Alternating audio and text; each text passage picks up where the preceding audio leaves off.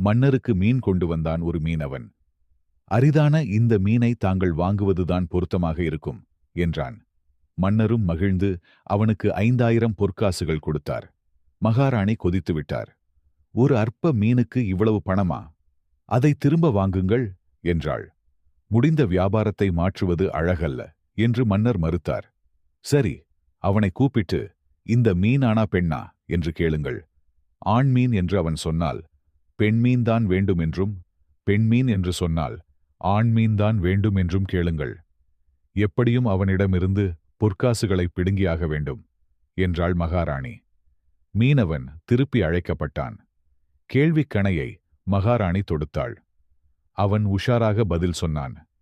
இது ஆணுமில்லை, பெண்ணுமில்லை, இரண்டின் குணங்களையும் கொண்ட அதிசய மீன்.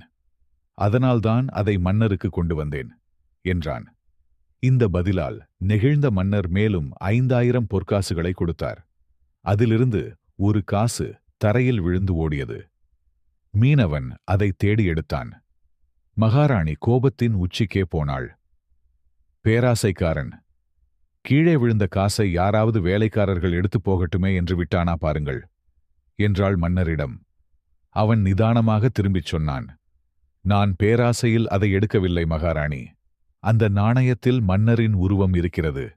யாராவது தெரியாமல் அதை மிதித்தால் கூட என்னால் தாங்கிக் கொள்ளவே முடியாது என்றான்.